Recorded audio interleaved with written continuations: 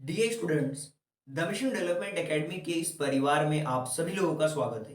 और आज हम डिस्कस करेंगे नवोदय स्कूल का मैथ्स का चैप्टर नंबर 5 और इसके कॉन्सेप्ट के बारे में हम डिस्कस करेंगे, जिसका नाम है एलसीएम एंड एचसीएफ। देखिए, नाम से ही आपको समझना है, एलसीएम एंड एचसीएफ के कॉन्सेप्ट्स के बारे में जानेंगे। और एक बार जब आप एलसीएम और एचसीएफ के कॉन्सेप्ट को सीख जाओगे तो इससे रिलेटेड जो भी क्वेश्चंस आएंगे उन सारे क्वेश्चन को आप सॉल्व कर पाओगे। तो देखिए, सबसे पहले हम सिलेबस को देखते हैं और हमेशा की तरह मैं आपको बोलता हूँ सिलेबस को अपनी नोटबुक के फ्रंट पेज पे लिख के रखो, ताकि आपको ये आइडिया लग पाएगा कि हाँ मैंने फर्स्ट क्वेश्चन के आपको क्या करना है, पूरा सिलेबस नोट डाउन कर लेना है। और आपको देखना है, हाँ फर्स्ट चैप्टर मैंने कंप्लीट कर लिया है, क्या इसके क्वेश्चंस मैंने कंप्लीट करे हैं, हाँ वो भी कंप्लीट कर लिया है, क्या इसके प्रैक्टिस क्वेश्चंस कंप्लीट करे हैं, हाँ वो भी कंप्लीट कर लिया है, क्या मैंने इसके कॉन्सेप्ट्स कंप्लीट करे हैं, हाँ वो भी कंप्लीट कर लिया है। तो इस तरीके से आप देख सकते हो कि चैप्टर्स की वीडियोस को क्या मैंने देखा है, क्या मैंने कॉन्सेप्ट्स को समझ लिया है, क्या क्वेश्चंस को किया है, क्या मैंने प्रैक्टिस क्वेश्चंस को भी किया है। अगर इन सारी चीजों को आपने किया है तो आप इस पर टिक करके आगे बढ़ सकते हो। मैंने ये सारी चीजें आपको कंप्लीट कराई है। इसके अलावा 4 फंडामेंटल्स ऑफ ऑपरेशंस के बारे में डिस्कस किया, इसके अलावा fractional number, factors and multiples, और आज हम डिस्कस करेंगे LCM and HCF of numbers के कॉन्सेप्ट्स के बारे में। जब आप कॉन्सेप्ट सीख जाओगे तो इस रिलेटेड क्वेश्चंस को करेंगे आने वाले वीडियो लेक्चर्स में। देखिए, इससे रिलेटेड आप देखोगे कि ये जो हमारा सिलेबस दिया हुआ है सेम इसी तरीके से हम आगे बढ़ने वाले हैं। इसके बाद हम डिस्कस करेंगे डेसिमल्स और फंडामेंटल ऑपरेशंस। इसके अलावा हम जो आगे वाले चैप्टर्स हैं मैथमेटिक्स के, जिसमें कन्वर्जन है, फ्रैक्शन का, मेजरमेंट है, डिस्टेंस, टाइम, स्पीड है, अप्रोक्सीमेशन है, सिंप्लीफिकेशन है, परसेंटेज है, प्रॉफिट एंड लॉस है, सिंपल इंटरेस्ट है, पैरामीटर्स एंड वॉल्यूम है। इसके अलावा एक मिसलेनियस भी हमने रखा है, ताकि जो चैप्टर्स स्किप हो जाते हैं या कोई ऐसा कॉन्सेप्ट जो मिस हो गया है वो मिसलेनियस में हम डिस्कस कर लेंगे।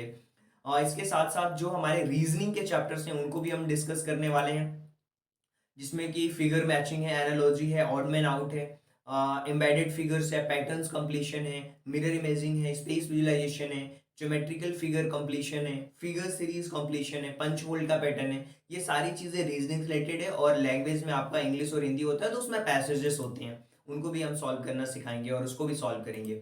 आगे बढ़ते हैं और सबसे पहले हम एलसीएम और एचसीएफ के जो कॉन्सेप्ट्स हैं, इसके अंदर हम जिन चीजों को पढ़ने वाले हैं उनको सबसे पहले समझ लेते हैं। लेकिन उससे पहले मैं आपको ये बता देना चाहता हूं कि सबसे पहले आप जब भी आप वीडियोस को देखने बैठो या लेक्चर्स को जब आप कंप्लीट कर रहे हो, तो अपने साथ में नोटबुक और पेन साथ में जरूर लेकर के बैठे। इससे होता क्या है कि हम चीजों को नोट डाउन करते हैं तो हमें याद रहती हैं। सबसे पहले हम बात करेंगे कि एलसीएम होता क्या है, इसके अलावा हम डिस्कस करेंगे कि एचसीएफ क्या होता है, और फिर हम डिस्कस करेंगे कि जो आपका मेथड है सॉल्व करने का एलसीएम का वो क्या है, एचसीएफ को सॉल्व करने के मेथड्स क्या हैं, जिसमें कि हम प्राइम फैक्टर मेथड से सॉल्व करेंगे, डिवीजन मेथड से सॉल्व करेंगे। इन सारे मेथड्स को भी हम देखने वाले हैं विद एग्जांपल्स।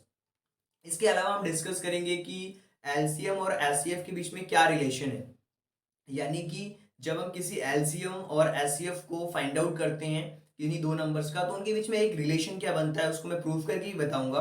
उनके संबंधों के बारे में बात करेंगे और फिर हम चर्चा करेंगे कि किसी फ्रैक्शन जो होते हैं, जो फ्रैक्शनल नंबर होते हैं, उनका अगर एलसीएम फाइंड आउट करना है या फिर एचसीएफ फाइंड आउट करना है तो कैसे फाइंड आउट कर सकते हैं। एलसीएम को लसा भी बोलते हैं, एचसीएफ को मसा कहते हैं इन शॉर्ट फॉर्म, लघुत्तम समापवर्त और महत्तम समापवर्त। तो ये सारी चीजों के बारे में हम समझने वाले हैं, इन सारे कॉन्सेप्ट्स को कंप्लीट करेंगे।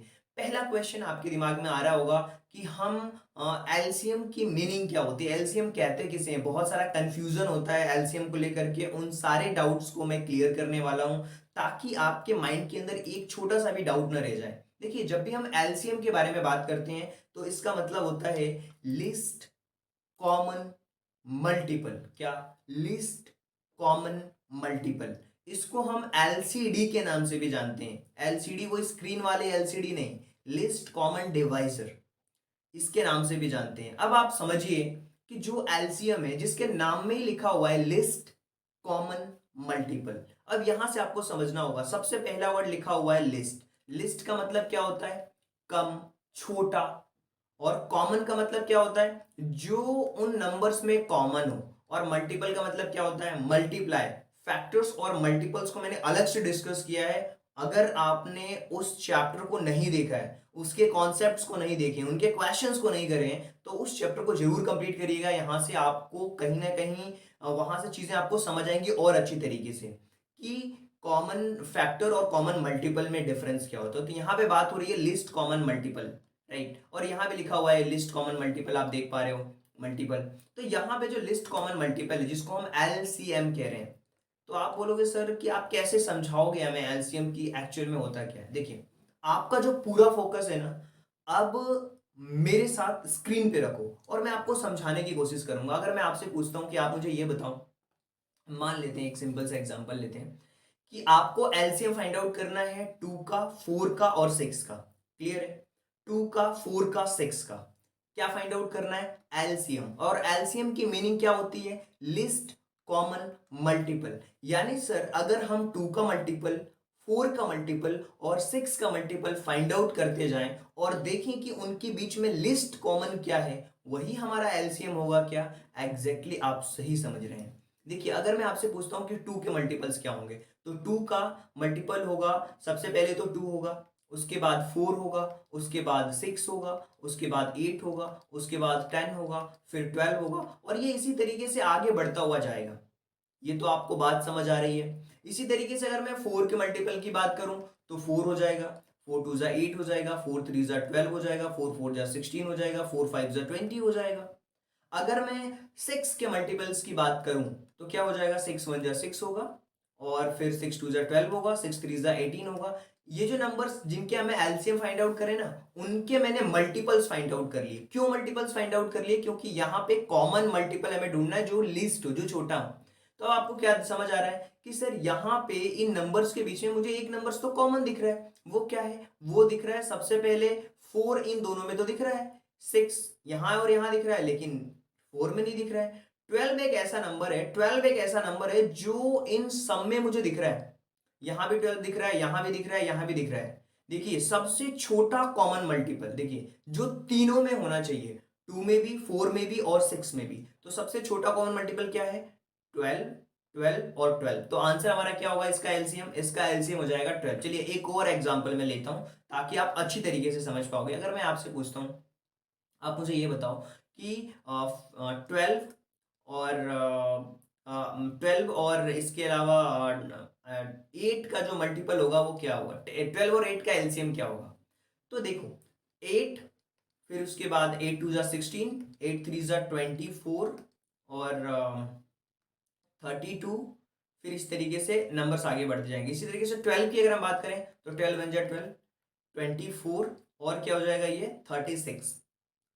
तो यहां पे दोनों में सबसे लिस्ट कॉमन मल्टीपल क्या है? ये देखिए, 24 यहां भी है और 24 यहां भी है। तो 24 क्या होगा? 12 और 8 का एलसीएम होगा। ये मैं आपको समझा रहा हूं कि कैसे हम बिना पेन पेपर के भी एलसीएम को फाइंड आउट कर सकते हैं अपने दिमाग से। कैसे? अगर हमको मल्टीपल्स याद है, छोटे छोटे नंबर्स को तो यूं ही हम फाइंड आउट कर सकते हैं। अगर मैं आपसे पूछूं, अच्छा ये बताओ कि आप मुझे ये बताओ कि 4 का, राइट, और 6 का मल्टीपल क्या होगा? लो एलसीएम क्या होगा? तो 4 2 जा 8, 4 3 जा 12 और 6 2 जा 12, यानी कि 12 दोनों में कॉमन है, जो कि लिस्ट कॉमन है। तो ये हमारा आंसर होगा करेक्ट। चलिए इसको और अच्छी तरीके से समझाता हूं ताकि आपको ज्यादा अच्छी तरीके से समझ में आएगा। मैंने यहाँ पे मल्टीपल ज्यादा ले लिए हैं, 2 के मैंने मल्टीपल्स ले लिए 24 तक, 4 के भी मल्टीपल ले लिए मैंने, और 6 के भी मल्टीपल ले रखे हैं। तो आपको ये समझना होगा कि सर आपने इसको रेड कलर से क्यों किया। देखिए यहाँ पे दो नंबर्स हैं जो दो तीनों में कॉमन है, एक तो 12 है और एक 24 है। तो कॉमन मल्टीपल तो हमें फाइंड आउट करना है, लेकिन list common multiple find out करना है। तो यहाँ पे आप क्या देख पा रहे हो कि 12 ही इन सब में छोटा नंबर है, जो कि लिस्ट है, जो कि कॉमन भी है। तो आप देख पा रहे हो 12, 12 और 12 जो कि लिस्ट कॉमन मल्टीपल है। तो 12 हमारा आंसर होगा, ना कि 24। 24 क्यों नहीं होगा? इसलिए नहीं होगा 24 क्योंकि इस 24 में आप देख पा रहे हो ये हमारा क्या है? ये लिस्ट कॉमन मल्टीपल नहीं है। कॉमन मल्टीपल तो है 24, लेकिन लिस्ट कॉमन मल्टीपल नहीं है। इससे भी छोटा एक नंबर हमें मिल रहा है 12। तो सबसे पहले नंबर पे जो लिस्ट कॉमन मल्टीपल होगा उसी को ही हम कहेंगे एलसीएम। जब आप इसका एलसीएम फाइंड आउट करोगे तो आप इसके आंसर्स को भी फाइंड आउट कर पाओगे। ये चीज तो आपको समझ आ चुकी होगी। नाम में ही मीनिंग छुपी होती है, हमें रटना नहीं है, हमें समझना है कि एलसीएम का एग्जैक्ट मतलब क्या होता है। फिर मैं एलसीएम को अलग अलग तरीके से फाइंड आउट करना भी सिखाऊंगा कि कैसे एलसीएम को फाइंड आउट किया जाता है, कैसे लॉसा को फाइंड आउट किया जाता है।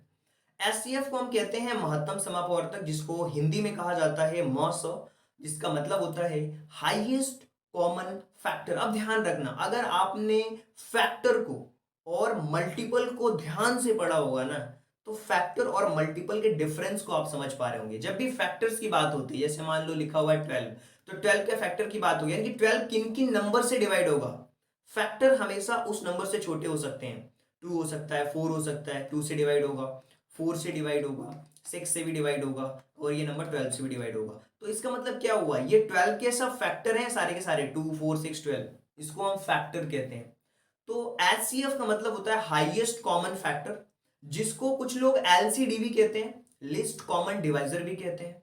ओके, और एचसीएफ को जीसीडी, जीसीएम और जीसीडी कहा जाता है। ये एलसीडी रिपीट हो गया, ये नहीं होगा, लिस्ट कॉमन डिवाइजर होगा। और यहाँ पे हमने क्या लिखा था एलसीएम में, लिस्ट कॉमन डिवाइजर। देखिए यहाँ पे एलसीडी इसको नहीं कहते हैं, एलसीडी तो हम कहते हैं एलसीएम को। ये लिस्ट कॉमन डिवाइजर वाली लाइन नहीं आएगी यहाँ पे, ये वाली नहीं आएगी बात, ठीक है। ये वाली इसको रफ कर देना आप, ये नहीं होगा, ये गलती से लिखा गया यहाँ पे, ये नहीं होगा।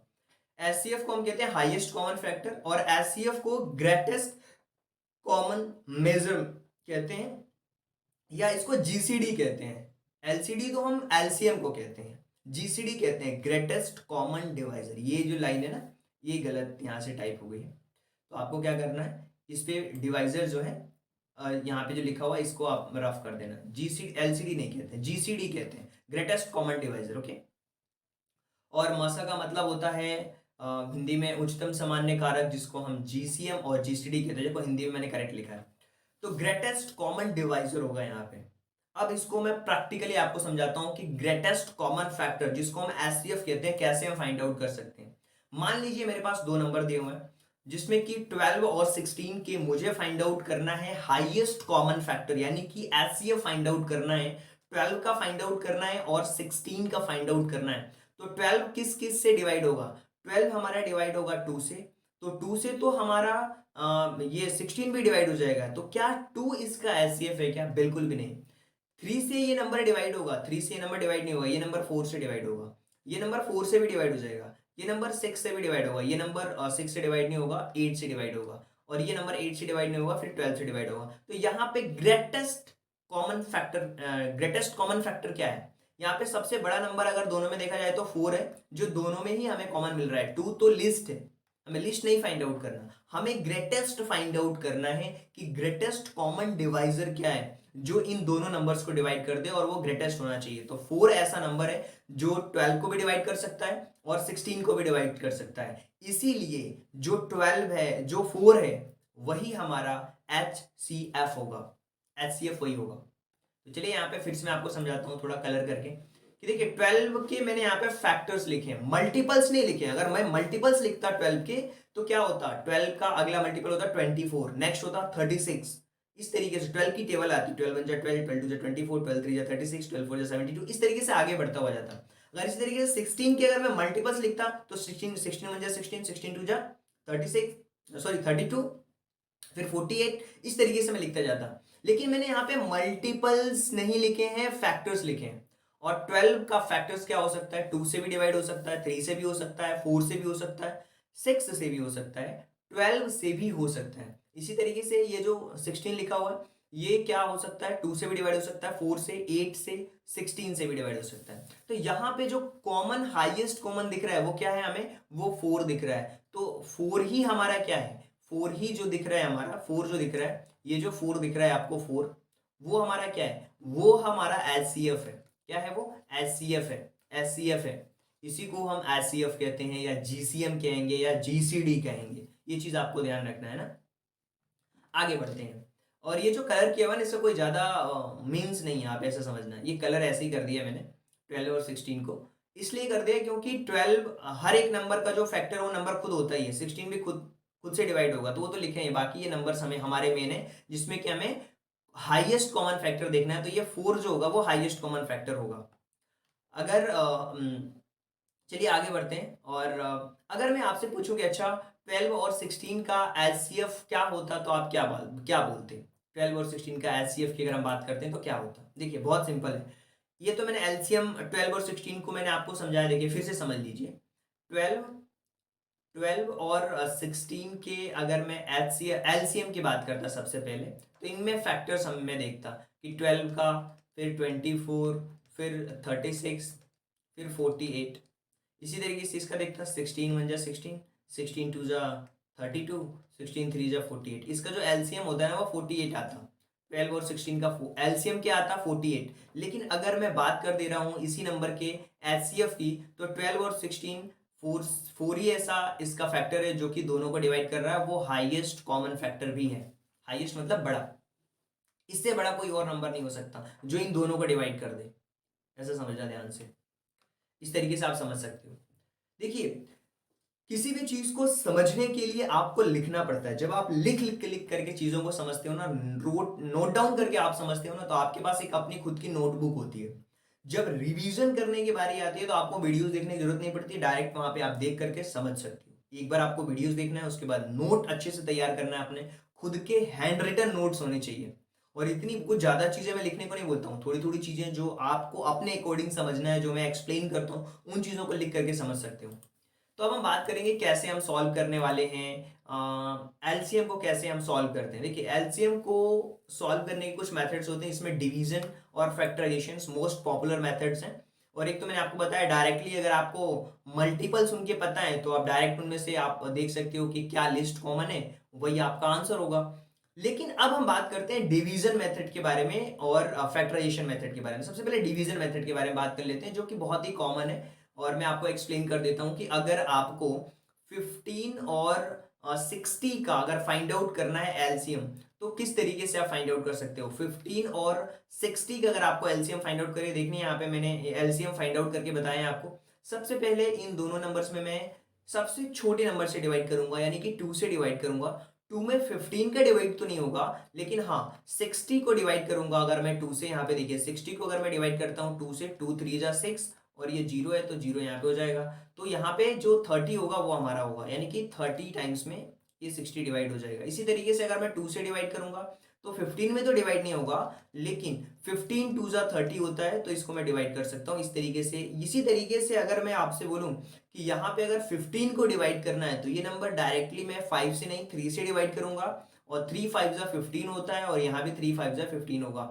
इसी तरीके से अगर मैं 5 से करता हूं तो ये 1 होगा और ये 1 होगा। ये मैं बात कर रहा हूं आपसे कौन से मेथड्स के बारे में, ये मैं बात कर रहा हूं आपको फैक्टराइजेशन मेथड के थ्रू आप चीजों को कैसे सॉल्व कर सकते हो। फिर डिवीजन मेथड के बारे में भी हम बात कर लेंगे कि कैसे हम ये डिवीजन मेथड के थ्रू, फैक्टराइजेशन भी बात करेंगे अभी। ये डिवीजन मेथड है। तो यहाँ पे आप देख सकते हो 2 इंटू 2 इंटू 3 इंटू 5, 2 इंटू 2 4 हो गया। देखिए यहाँ पे अगर हम मल्टीप्लाई करेंगे, 2 इंटू 2 क्या हो जाएगा 4, 4 में 3 का मल्टीप्लाई करेंगे। इन दोनों का हमारे पास जो फैक्टर आया वो क्या क्या आया, देखिए 2 इंटू 2 इंटू 3 इंटू 5। तो मैं यहाँ पे लिख सकता हूँ 2 इंटू 2 इंटू 3 इंटू 5। तो यहाँ पे देखिए 2 और 2 का मल्टीप्लाई किया, क्या आ गया 4 आ गया। और उसके बाद फिर ये क्या है 3 है, और फिर ये 5 है। फिर 4 और 3 का मल्टीप्लाई किया, क्या आ गया यहाँ पे 12। 12 में 5 का मल्टीप्लाई किया, 12 में 5 का करेंगे तो 60 आ जाएगा।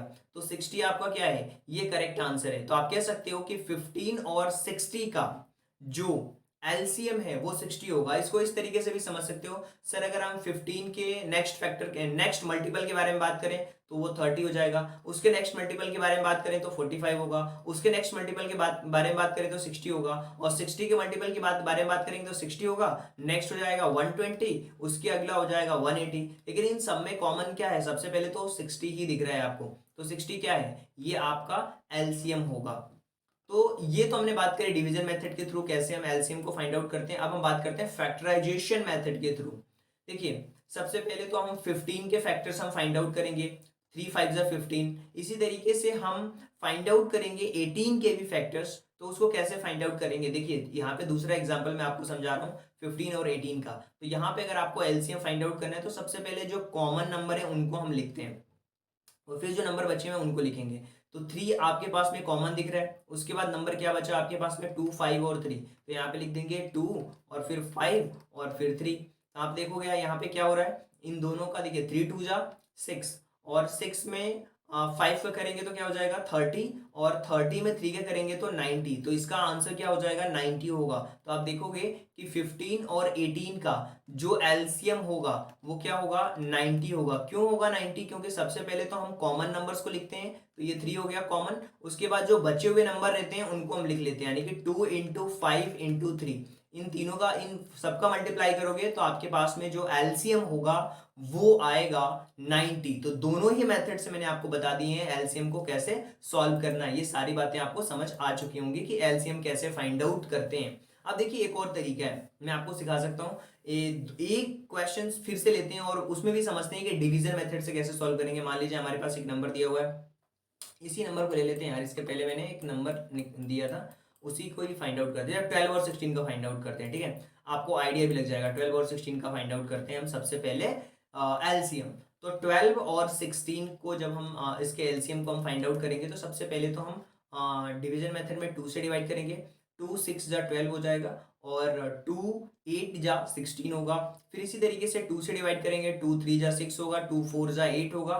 फिर हम डिवाइड करेंगे, अगर हम यहाँ पे 2 से, 2 2 जा 4 होता है, फिर यहाँ पे 3 हो जाएगा। फिर अगर हम 2 से करते हैं तो ये 1 होगा, और फिर उसके बाद में ये 3 हो जाएगा। फिर 3 से करेंगे तो ये 1 होगा, और फिर ये 1। तो आप यहाँ पे क्या देख पा रहे हैं, 2 इंटू 2 इंटू 2, 2 2 जा 4, 2 2 जा 4, 4 2 जा 8, 8 में 2 का करेंगे 16, 16 में 3 का करेंगे तो क्या हो जाएगा 48। तो यहाँ पे आप देख पा रहे हो क्या क्या आ रहा है इसका फैक्टर। सबसे पहले तो 2 into 2 into 2 into 2 into 3, 4 times 2 और एक बार 3 आ रहा है, 4 टाइम्स 2 और एक बार 3 आ रहा है, तो इसका मल्टीप्लाई कर लो, 2 2 जा 4, 4 4 में फिर 2 इंटू 2 इंटू 3, फिर 4 2 जा करेंगे तो क्या हो जाएगा 8, 8 हो जाएगा। फिर 8 में 2 का करेंगे, फिर 3 का करेंगे, तो 8 2 जा क्या हो जाएगा, 8 2 जा होता है 16, और 16 में 3 का कर देंगे तो क्या हो जाएगा 48। तो 48 ही इसका करेक्ट आंसर होगा। तो इस तरीके से मैंने आपको डिवीजन और जो फैक्टराइजेशन मेथड है दोनों को एक्सप्लेन कर दिया है। एलसीएम कैसे फाइंड आउट करते हैं, दोनों ही मेथड से ये दोनों बातें आपको समझ आ चुकी हैं। तो अब आगे चलते हैं और बात करते हैं कि यार एचसीएफ को कैसे सॉल्व कर सकते हैं। देखिए एचसीएफ में भी डिवीजन मेथड आती है और फैक्टराइजेशन मेथड आती है। ध्यान से समझना, एचसीएफ को फाइंड आउट करने की इस बार मैं बता रहा हूं। पहले मैंने एलसीएम को बताया कि कैसे फाइंड आउट करते हैं, और आपको सीखना है दोनों ही मेथड्स काम आती हैं। देखिए अगर मुझे फाइंड आउट करना है डिवीजन मेथड से, एक एग्जांपल लेता हूँ, 18 और 30 का मुझे फाइंड आउट करना है। क्या फाइंड आउट करना है, 18 और 30 का मुझे फाइंड आउट करना है एचसीएफ। तो सबसे पहले मैं डिवाइड करूंगा बड़े नंबर को छोटे नंबर से, यानी कि 30 को मैं डिवाइड कर दूंगा किससे, 18 से। तो 18 की अगर आपको टेबल आती है तो 18 वन जा क्या हो जाएगा 18 होगा, और जब मैं इसमें से माइनस करूंगा 30 में से 18 को तो ये हो जाएगा 12। और ये जो आपका डिवाइजर दिख रहा है ना, अब उस वो यहाँ पे हो जाएगा डिविडेंड में 18 हो जाएगा ये। तो ये जो 18 था वो कहाँ पे आ गया, यहाँ पे। अब 18 किससे डिवाइड होगा, ये जो रिमाइंडर बचा है उससे। तो अब ये 1 बार में फिर से जाएगा, ये 12 हो गया, माइनस करेंगे 6 हो जाएगा। अब ये फिर से ये जो नंबर है ना, फिर किससे डिवाइड होगा, ये 12 से डिवाइड होगा। तो 6 1 जा 6 2 जा 6 2 जा 12। तो यहाँ पे आप देख पा रहे हो कि ये जो 6 आया है ना, यही इसका एचसीएफ है। इसका एचसीएफ क्या होगा 6 होगा। 18 और 30 का जो एचसीएफ होगा वो 6 होगा। अब इसको एक और तरीके से समझ सकते हैं, सर आपने हमें बताया है कि जो एचसीएफ होता है वो हाईएस्ट कॉमन फैक्टर होता है। तो क्या मैं, अगर मैं 18 के फैक्टर्स को और 12 के फैक्टर्स को चेकआउट करूं, और 18 और 30 के फैक्टर्स को चेकआउट करूं, 18 और 30 के फैक्टर्स को चेकआउट करूं, तो जो हाईएस्ट कॉमन होगा वही हमारा एचसीएफ होगा क्या, बिल्कुल। देखिए 18 2 से डिवाइड हो जाता है, 18 3 से डिवाइड हो जाता है, 18 जो नंबर है वो 4 से डिवाइड नहीं होता, 5 से नहीं होता, लेकिन 6 से जरूर होता है, 7 से नहीं होता, 9 से जरूर होगा। उसके बाद ये नंबर 18 से ही डिवाइड होगा। इसी तरीके से ये नंबर 2 से तो हो जाएगा, लेकिन ये नंबर 3 से भी होगा, ये नंबर 5 से भी होगा, ये नंबर 6 से भी होगा।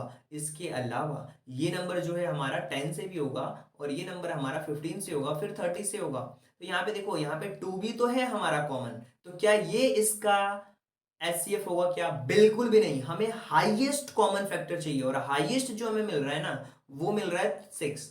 क्या मिल रहा है 6 मिल रहा है। तो आप देख पा रहे हो कि 6 ही हमारा क्या है एचसीएफ है। दोनों ही तरीकों से मैं बार बार उसी चीज को एक्सप्लेन कर रहा हूं। अब मैं फैक्टराइजेशन मेथड से सॉल्व करके बताता हूँ। अब यही क्वेश्चन है 18 और 30। तो सबसे पहले हम इसके फैक्टर्स को फाइंड आउट करेंगे। 18 के फैक्टर्स को फाइंड आउट करोगे 2 से, 2 9 जा 18। फिर हम किससे करेंगे, 3 से करेंगे, 3 3 जा 9 और फिर 3 से करेंगे 1। इसी तरीके से अगर 2 से करते हैं ये 15 होगा, फिर अगर हम 3 से करते हैं तो 5 होगा, फिर 5 से करेंगे तो 1 होगा। यानी कि 2 इंटू 3 इंटू 3 होगा 18 में, और 13 हो जाएगा 2 इंटू 3 इंटू 5 होगा। अब यहाँ पे हमें देखना पड़ेगा कि सबसे पहले कॉमन हमें क्या मिला है यहाँ पे। तो ये कॉमन मिला, 2 मिला, इसके अलावा ये 3 कॉमन मिला, और कुछ भी कॉमन नहीं मिल रहा है। यही जो है वो हाईएस्ट कॉमन जो है वो हमने फाइंड आउट कर लिए हैं, और हाईएस्ट कॉमन में हमें 2 इंटू 3 मिला है, तो इसका आंसर क्या हो जाएगा, 6 हो जाएगा। तो इस तरीके से हम फैक्टराइजेशन मेथड से एचसीएफ को सॉल्व कर सकते हैं। फैक्टराइजेशन मेथड से एचसीएफ को सॉल्व कर सकते हैं। चलिए, इससे पहले जो मैंने क्वेश्चन आपको कराए थे 12 और 16 का, उसको भी मैं फाइंड आउट करके बता देता हूं कि 12 और 16 का एचसीएफ क्या होगा। देखिए, अगर मैं 12 की बात करूं और 16 की बात करूं, तो पहले डिवीजन मेथड से सॉल्व कर लेते हैं कि 12 को डिवाइड करूंगा अगर मैं 16 से, तो क्या हो जाएगा, 12 1 जा 12 हो जाएगा, और यहाँ बचेंगे 4। 4 को अगर मैं 12 से डिवाइड कर दूंगा, ये 12 फिर यहाँ पे आ जाएगा, 4 3 जा 12, यानी कि जो इसका एचसीएफ आएगा वो तो 4 आएगा। ये तो एक तरीका हो गया डिवीजन मेथड से। लेकिन इसी क्वेश्चन को मैं फैक्टराइजेशन मेथड से भी सॉल्व करके बताता हूं, ताकि चीजें आपको और क्लियर होंगी। सबसे पहले हमें 12 के फैक्टर्स को फाइंड आउट करना होगा, तो 12 का फैक्टर और 16 के फैक्टर्स को फाइंड आउट कर लेते हैं। 16 के फैक्टर्स को फाइंड आउट करोगे 2 8, फिर 2 से करोगे 4, फिर 2 से करोगे तो 2, फिर 2 से करोगे तो 1, 4 टाइम्स 4 आ गया। इसी तरीके से 2 से करेंगे तो 6 होगा, फिर 2 से करेंगे 3 होगा, फिर 3 से करेंगे तो 1 होगा। यहाँ पे 12 की बात कर लेते हैं और 16 की बात कर लेते हैं। तो 12 का जो फैक्टर होगा वो होगा 2 इंटू 2 इंटू 3। इसी तरीके से अगर 16 के फैक्टर्स की बात करें 2 इंटू 2 इंटू 2 इंटू 2, तो यहाँ पे 2 कॉमन है, यहाँ भी 2 कॉमन है, इसके अलावा कुछ भी कॉमन नहीं दिख रहा है, यानी कि 2 इंटू 2, ये क्या हो गया आपका 4, और ये जो 4 आया है ना, यही आपका एचसीएफ होगा। यही क्या है, आपका एचसीएफ है। देखिए, एचसीएफ और एलसीएम आपको बहुत अच्छी तरीके से मैंने एक्सप्लेन कर दिया है कि कैसे फाइंड आउट करना है। जो तरीका आपको पसंद आता है, फैक्टराइजेशन मेथड समझ आती है या फिर डिवीजन मेथड समझ आती है एलसीएम और एचसीएफ फाइंड आउट करने की, तो उसको आप सीख लीजिए। और अगर आपको एक बार में समझ नहीं आती ना, तो 2 बार वीडियो देखिए, 3 बार देखिए, समझ आएगा। और फिर भी नहीं समझ में आती है तो डाउट आपको पता है कैसे पूछना है, इस नंबर से डाउट आप क्लियर कर सकते हो। अगर आपने हमारा मेंटरशिप प्रोग्राम ज्वाइन किया है तो आपको एक अलग नंबर मिला होगा, वहां से भी आप डाउट्स क्लियर कर सकते हैं। तो ये मैंने आपको बता दिया है कि किस तरीके से हम एचसीएफ को फाइंड आउट करते हैं। अब हम बात करते हैं कि अच्छा, एलसीएम हमने सीख लिया, एचसीएफ सीख लिया, इनके बीच का रिलेशन क्या है सर, वो हमें आप एक्सप्लेन करके बताओ। देखो, बहुत सिंपल है। जो एलसीएम और एचसीएफ होता है ना, इनके बीच का रिलेशन समझाता हूं मैं आपको, कि जब एलसीएम और एचसीएफ को मल्टीप्लाई किया जाता है, तो जो नंबर होता है ना, उसके मल्टीप्लीकेशन के वो नंबर बराबर होता है। चलिए, एक क्वेश्चन मैं आपको देता हूं। अभी हम जिस नंबर का एलसीएम और एचसीएफ निकाला है, उसी नंबर को आप ले सकते हो। फॉर एग्जाम्पल, मैंने 12 और 16 का निकाला है। चलिए, तो 12 और 16 का मैं मल्टीप्लाई कर दूंगा। सबसे पहले तो प्रोडक्ट ऑफ नंबर, यानी कि 12 और 16 का मल्टीप्लाई कर दूं। अब आप मुझे बताओगे कि 12 और 16 का मल्टीप्लाई करने पे क्या आता है। 12 और 16 का मल्टीप्लाई करने पे क्या होगा, 12 और 16 का मल्टीप्लाई करने पे हमें क्या मिलेगा, आप मुझे ये बताओ। देखिए, जब भी आप 12 और 16 का मल्टीप्लाई करोगे तो आपको क्या देखने को मिलेगा। देखिए, 12 6 72, 72 का हमने लिख दिया 2, 12 1 12, 12 में 7 को प्लस कर दोगे तो 19 हो जाएगा, यानी कि 192 आ गया। ये प्रोडक्ट ऑफ नंबर्स, नंबर्स के प्रोडक्ट्स, जो नंबर, जिन नंबर्स का हमें एलसीएम और एचसीएफ फाइंड आउट करना था, उसमें हमें 192 मिला है, उनको मल्टीप्लाई करने पे। तो कहने का मतलब क्या है कि जब भी किसी नंबर्स को उनके एलसीएम और एचसीएफ से मल्टीप्लाई किया जाता है, तो उसका आंसर उसके प्रोडक्ट के आंसर के बराबर होता है। अब देखो कैसे, इन दोनों ही नंबर्स का प्रोडक्ट का आंसर कितना है, 192, यानी कि इन इन दोनों ही नंबर्स के एलसीएम और एचसीएफ, अगर मैं 4 और 16 के एलसीएम की बात करूं, तो इसका एलसीएम आया हुआ था 48, आपको पता है, आपने निकाला है इसका एलसीएम, और एचसीएफ आया हुआ था 4। अगर मैं 48 और 4 का मल्टीप्लाई करूंगा तो इसके प्रोडक्ट के बराबर आना चाहिए, यानी कि 192 के इक्वल आना चाहिए। तो आप देखिए एलसीएम इसका 48 है 12 और 16 का, 12 और 16 का एचसीएफ है 4। अब इन दोनों को मल्टीप्लाई करो, 8 4 जा 32 कैरी 3, 4 4 जा 16, 16 और 3 19। देखिए दोनों ही इक्वल आ रहे हैं, मतलब इस कंडीशन में हमें समझ आ चुका है कि जब भी दो नंबर्स के एलसीएम और एचसीएफ का मल्टीप्लिकेशन होगा तो उनका जो आंसर होगा वो उनके उन दोनों ही नंबर्स के मल्टीप्लिकेशन के बराबर होगा। बहुत सिंपल है, इसको ऐसा भी समझ सकते हो। कोई भी दो नंबर है, फर्स्ट नंबर और सेकेंड नंबर, इन दोनों के मल्टीप्लिकेशन का जो आंसर होगा वो इक्वल होगा इनके एलसीएम और एचसीएफ के। बहुत सिंपल समझो आप। दो नंबर्स का जो मल्टीप्लिकेशन हमने देखा 12 और 16 का, कितना आया था 192 आया था। कितना आया था 192 आया था। और उन दोनों का एलसीएम और एचसीएफ का मल्टीप्लिकेशन देखा, यानी कि 16 और 12 का जो एलसीएम था वो 48 था, 48 में हमने उसके एचसीएफ का मल्टीप्लाई किया था, यानी कि 4 का मल्टीप्लाई करा था, तो भी 192 आ रहा है। यानी कि किसी भी दो नंबर्स के एलसीएम का मल्टीप्लीकेशन, एलसीएम और एचसीएफ का मल्टीप्लीकेशन उन दोनों ही नंबर्स के मल्टीप्लीकेशन के इक्वल होता है। चलिए एक दूसरा एग्जांपल लेता हूं, नहीं तो आप कंफ्यूज ज्यादा होंगे। 6 और 15, अब मैं आपसे पूछता हूं 6 और 15 का सबसे पहले एलसीएम फाइंड आउट करो आप। 6 और 15 का जब आप एलसीएम फाइंड आउट करोगे तो ये कैसे फाइंड आउट करोगे, बहुत सिंपल है। 6 और 15 का जब हम एलसीएम फाइंड आउट करेंगे तो 2 से करते हैं, 2 3 जा 6, और 2 से ये 15 बार में नहीं कैंसिल आउट नहीं होगा, वैसे का वैसे लिख देंगे। इसके बाद हम 3 से करेंगे, 3 1 जा 3 और 3 5 जा 15। फिर हम 5 से करेंगे तो ये 1 और ये भी 1, 5 3 जा 15 और 15 2 जा 30। तो 6 और 15 का जो एलसीएम होगा, 15 और 6 का जो एलसीएम होगा वो होगा आपका कितना 30 होगा। कितना हो जाएगा 30 होगा। तो यहाँ पे इसका हमने एलसीएम फाइंड आउट कर लिया, वो कितना हो गया 30 हो गया। चलिए अब मैं इसके एचसीएफ के बारे में बात करता हूँ कि इसका एचसीएफ क्या होगा। 15 और 6 के एचसीएफ के बारे में बात कर लेते हैं, और एचसीएफ फाइंड आउट करने के लिए मैं डिवीजन मेथड का यूज करने वाला हूँ 6 और 15 के एचसीएफ को फाइंड आउट करने के लिए। तो 6 और 15 का अगर मुझे एचसीएफ फाइंड आउट करना है तो 6 1 जा 6 और एक सेकेंड गलत हो गया। यहाँ पे अगर मुझे फाइंड आउट करना है 6 और 15 का एचसीएफ तो 6, एक सेकेंड, यहाँ पे 6 और 15 को हमें फाइंड आउट करना है।